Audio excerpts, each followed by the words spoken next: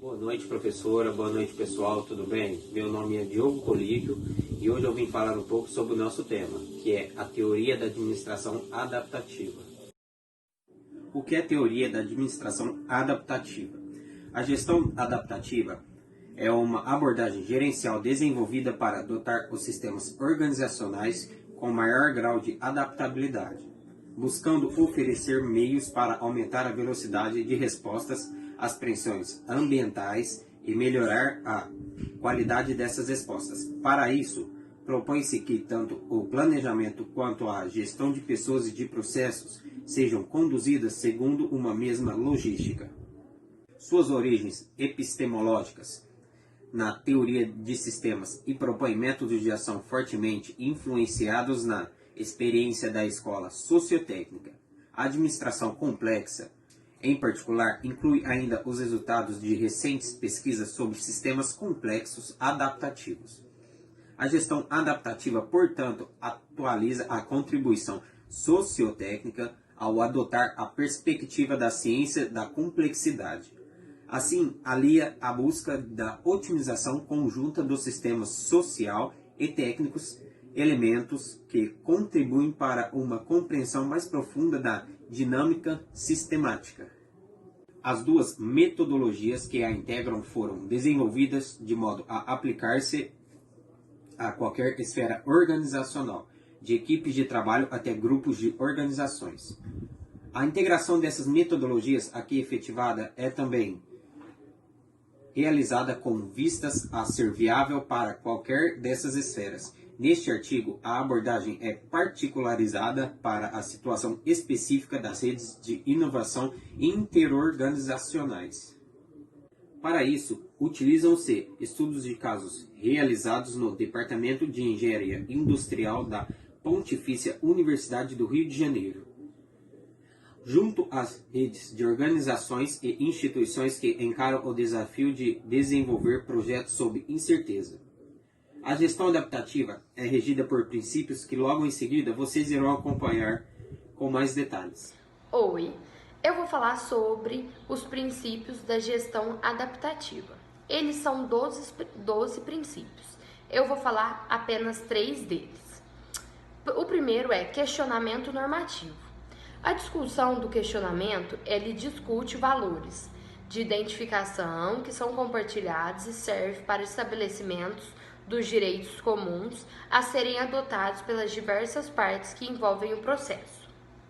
Ele pode ser adotado em várias maneiras, principalmente em comunidades. Eles podem ser usados para fundamentos de uma constituição de uma comunidade. Então, ele não é usado apenas na discussão de valores. Ele também pode ser usado para fundamentos para serem feitas em uma comunidade. O segundo é a auto-organização. A auto-organização ocorre de um padrão de organização, estrutura ou comportamento. Ela emerge das ações da parte do sistema, em vez de ser exposta em uma parte central dominante. Então, ela já vem exercida. Você só auto-organiza ela, porque ela já é toda reestabelecida. Então, ela é tirada de algumas partes da organização, de uma estrutura ou de um comportamento. Ela já tem regras prescritas. Você não precisa escrever regras. Ela já tem regras prescritas. Você não precisa escrever regras em cima dela, porque ela já tem as regras prescritas. A terceira que eu vou falar é a ação reflexiva e adaptação. O planejamento é percebido como um processo de aprendizagem participativo, que realiza por meio de ação reflexiva. Então, ele analisa a sua ação que você refletiu sobre ela. Ele recomenda uma postura de pesquisação, a fim de dotar a organização com a flexibilidade requerida para atuar em um ambiente complexo e incerto. Então, o que acontece? Ele usa a sua ação, que você teve, como aquela ação que você teve o tempo de pensar nela, de refletir sobre ela, para te colocar em um senso de adaptação, em um momento incerto ou complexo. Boa noite a todos, boa noite professor, meu nome é Marcos Roberto e hoje eu vou falar um pouquinho sobre cooperação e agregação e redes de inovação. Em uma comunidade é formada por membros e entre eles todos são independentes entre si, porém todos têm o mesmo intuito. Mas muitas das vezes são trabalhos complementares que acabam formando esses grupos. A agregação é a junção desses indivíduos entre si para formar essa comunidade com o intuito de fazer o mesmo sentido, para que seja feito tudo de uma forma comunitária, uma forma transparente entre si. Um exemplo disso é quem se une para o bem-estar dos animais, que então monta uma ONG aí, como a gente sempre tem visto, para fazer só o bem para os animais e tentar buscando sempre o bem-estar animal e todos os direitos que eles têm. Muitas das vezes essas pessoas naturalmente, através de redes sociais, através de publicações, vão se conhecendo e se juntando e consequentemente montando um projeto, uma ONG para esse intuito, né? Que é todos numa coligação com a mesma ideia. Um pouco agora sobre as redes de inovação, né? E como ela é um desafio para o gerenciamento, porque desde a Revolução Industrial, né? Ela tem um sentido de troca de processo, né? Vou citar um exemplo aqui de um carro na concessionária. Quando a gente chega para pegar o carro na concessionária, ele já passou por todo um processo. E ele passou por um processo de fabricação, né? Tendo essa troca da montadora, de peças e tudo mais. Consequentemente, exigiu essa troca de organizações para a fabricação desse carro. E esse processo que eu estou citando não é só nessa questão logística, pode ser também feito na sociedade, né? Com todos os argumentos e ideias, né, na sociedade para tentar inovar ainda mais o bem-estar de todos. E ela também pode ser feita também por um só pensamento, né, uma só ideia. E muitas das vezes não é necessário todo esse processo, conforme foi citado aí na fabricação do carro, ter uma só ideia, um só profissional para a fabricação de tudo. Boa noite, eu venho falar aqui sobre o projeto do RJ-170, também um pouco das características de inovações criada para o RJ-170 da Embraer. O projeto RJ-170 da Embraer surgiu em 1999, da necessidade de desenvolver uma nova aeronave, mas eles tinham que passar por um grande desafio, pois suas concorrências já tinham seus projetos, mas mesmo assim a Embraer não tinha capacidade para produzir até o prazo. E eles tentando resolver o problema, a Embraer fez uma rede de parceiros contando com 25 participantes. Cada um deles com uma meta de desenvolver um conjunto de partes ou sistemas do avião, as interfaces. Essa foi a forma de trabalho não experimentada pela qual a Embraer permitiu a interação e a integração de países de fora no desenvolvimento do avião, podendo assim ser mais eficientes. Por exemplo, eles começaram a entregar lugares para fazer a asa, outros para fazer o sistema de navegação e assim por diante. E com isso eles conseguiram tudo. Foi uma coisa que eles nunca tiveram feita e também nem imaginariam fazer. E aqui eu também irei falar um pouco das características da inovação criada para o RJ-170, como eu disse no início. Resumindo, elas foram as três coisas: a seleção baseada em competências, os riscos compartilhados e a dispersão geográfica. E eu irei falar um pouco de cada uma.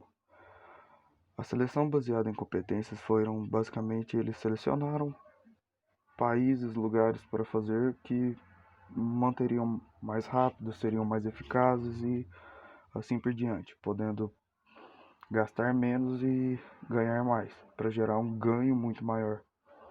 Os riscos compartilhados foi onde cada um arcou com suas despesas para produção, manutenção de tudo, podendo assim diminuir um pouco bastante do gasto, e cada um continha o seu risco. E a dispersão geográfica foi cada um na sua linha de produção, manter o seu local de trabalho, seja país, estado, mas também eles atuaram por algumas semanas na própria Embraer, para assim poderem. Olá, tudo bem com vocês? Meu nome é Rafael Vinícius, sou do grupo de administração. Estou aqui para ajudar meus amigos um pouco mais em questão desse trabalho que foi por nós designado. Então, para a gente dar início aqui no processo e poder estar dando continuidade também através desse vídeo, eu queria exaltar um pouco mais sobre a questão dessa empresa que por nós está sendo estudada, que é a Embraer. O procedimento que por eles foram designados em questão do início, tudo, a base, uma coisa que me chamou a atenção foi o procedimento de parceiros. Como alguns de vocês sabem aí, a General Electric e a Kawasaki foi acredito eu que foi um eixo forte, um braço forte ali em questão da parceria daquela sociedade junto com a Embraer na construção de suas aeronaves. E pelo que eu li também, que a Embraer não era aquele padrão piloto, né, que não era a empresa mais forte, vamos dizer assim, com lucro, né? Por exemplo, as duas empresas que eu falei anteriormente, aí, elas tinham um padrão mais qualifitário, bem mais equivalente do que a própria Embraer, mas serviu de eixo, aí, de elo em questão da construção, da tecnologia desenvolvidas, do layout e o procedimento tecnológico todo em si. Uma coisa que me chamou a atenção também foi que o processo da construção, né, que as parcerias foram feitas diretamente nos seus países de origem, uma coisa que me chamou bastante atenção. E outro detalhe também, que era o procedimento de base. Além de todos os outros parceiros irem para o seu país de origem, tipo como que eles diziam aqui, no seu berço de trabalho, mas eles precisaram ter uma base que foi feita, não estipularam mais ou menos o tempo aqui da base feita por eles, para poder eles manterem um padrão, como se dizem, Embraer mesmo, né? Porque, por exemplo, para você começar um segmento de um trabalho, você precisa ter um elo. Para você ter um elo, você precisa ter uma base. E a base a Embraer forneceu para os seus sócios. Isso para mim é uma coisa que me chamou bastante atenção. Queria deixar bem claro para vocês aí que a Embraer é uma empresa multinacional e conhecida, acredito que por todos. E por isso tem os números deles aí que são brilhantes, né? E por isso desfruta desse respaldo maravilhoso que por eles foram construídos. Meu vídeo é esse, então... Bom, boa noite a todos. Vou fazer a conclusão do nosso vídeo. Vou dar continuidade ao vídeo do Rafael e vai ser a finalização do nosso vídeo para vocês entenderem. A gestão adaptativa, ela permite substituir vínculos frágeis baseados em interesses locais eventuais por outros mais fortes, e enraizando na percepção de participação em uma comunidade.